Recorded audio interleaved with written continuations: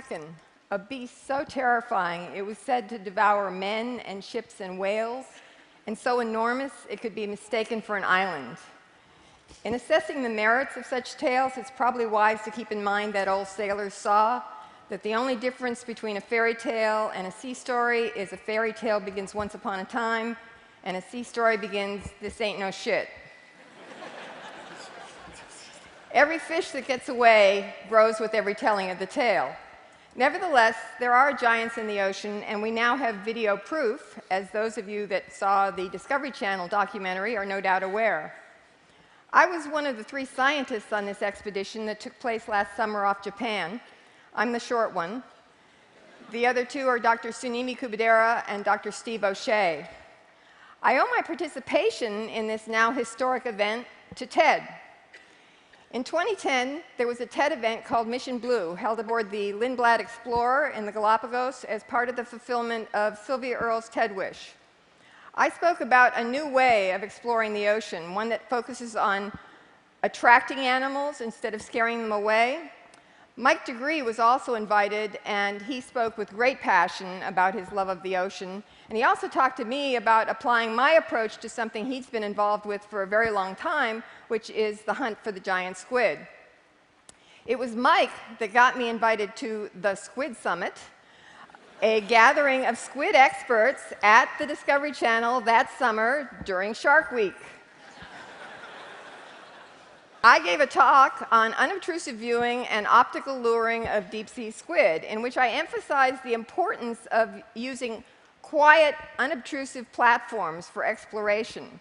This came out of hundreds of dives I have made, farting around in the dark, using these platforms, and my impression that I saw more animals working from the submersible than I did with either of the remote-operated vehicles. But that could just be because the submersible has a wider field of view. But I also felt like I saw more animals working with the Tiburon and the Ventana, 2 vehicles with the same field of view, but different propulsion systems. So my suspicion was that it might have something to do with the amount of noise they made. So I set up a hydrophone on the bottom of the ocean, and I had each of these fly by at the same speed and distance and recorded the sound they made. The Johnson Sea Link, which you can probably just barely hear here, uses electric thrusters. Very, very quiet. The Tiburon also uses electric-powered thrusters. It's also pretty quiet, but a bit noisier. But most deep diving ROVs these days use hydraulics, and they sound like the Ventana. I think that's got to be scaring a lot of animals away.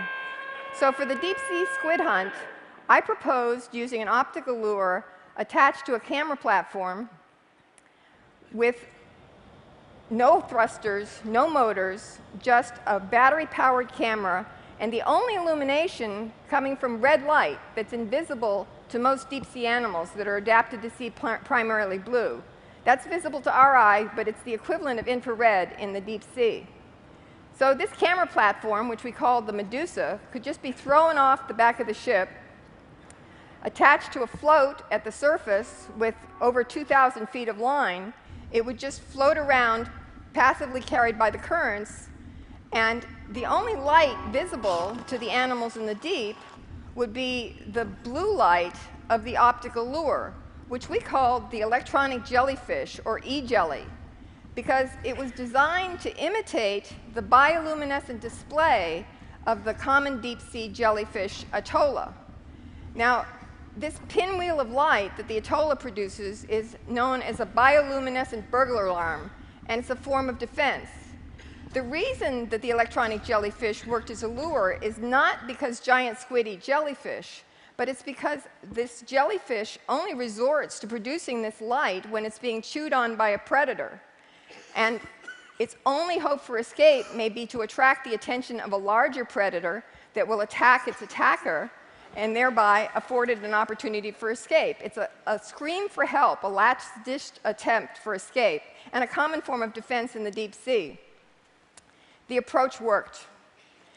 Whereas all previous expeditions had failed to garner a single video glimpse of the giant, we managed 6, and the first triggered wild excitement. Oh my God! Oh my God! Are you kidding me? Oh! It's just hanging. It's just. It was like it was teasing us, doing a kind of fan dance. Now you see me, now you don't. And we had 4 such teasing appearances. And then on the 5th, it came in and totally wowed us. Look at that. Bang! Oh, yes!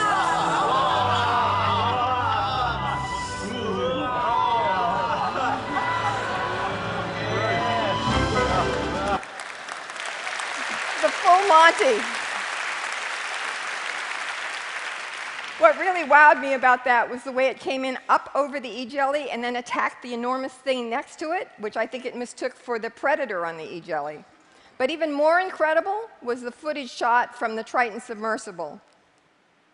What was not mentioned in the Discovery documentary was that the bait squid that Dr. Kubadera used, a 1-meter-long diamondback squid, had a light attached to it, a squid jig of the type that longline fishermen use. And I think it was this light that brought the giant in. Now, what you're seeing is the intensified camera's view under red light. And that's all Dr. Kubadera could see when the giant comes in here. And then he got so excited, he turned on his flashlight because he wanted to see better. And the giant didn't run away, so he risked turning on the white lights on the submersible, bringing a creature of legend from the misty history into high-resolution video.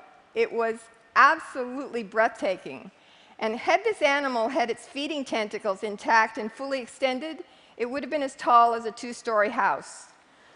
How could something that big live in our ocean and yet remain unfilmed until now?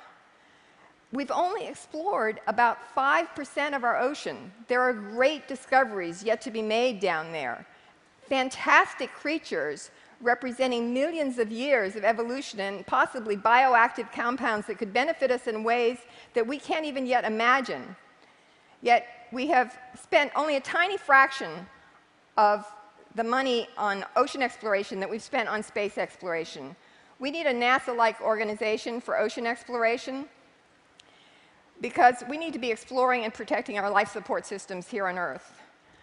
We need, thank you.